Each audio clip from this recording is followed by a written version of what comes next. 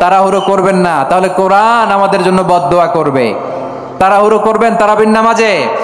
তারাবির নামাজ সালাতুত তারাবিহ মানে বিশ্রামের নামাজ, আর আমরা পড়ি সালাতুল কিতার, রেলগাড়ির মতো নামাজ। চিল্লায় বলেন ঠিক কি না?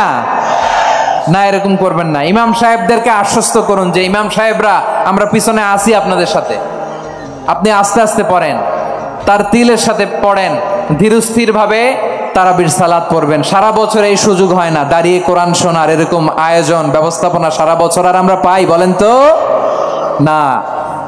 তারাবির সালাতের রাকাত বিতর্ক এড়িয়ে চলুন, রাকাত নিয়ে বিতর্ক করবেন না।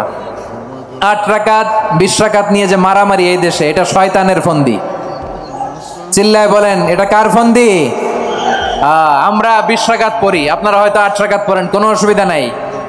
আমরা যারা 20 রাকাত আমরা পড়তেছি, আমরা 20 রাকাতের কথাই বলি, 20 রাকাত আমরা পড়বো আজীবন। সৌদি আরবে মক্কা মদিনায় 20 রাকাত পড়ে, কোনো অসুবিধা নাই। অন্যান্য মসজিদগুলো 8 রাকাত পড়ে, এই নিয়ে এদের মধ্যে মারামারি আছে? হ্যাঁ, এই জন্য রাকাত বিতর্ক এড়িয়ে চলবেন প্রিয় ভাই।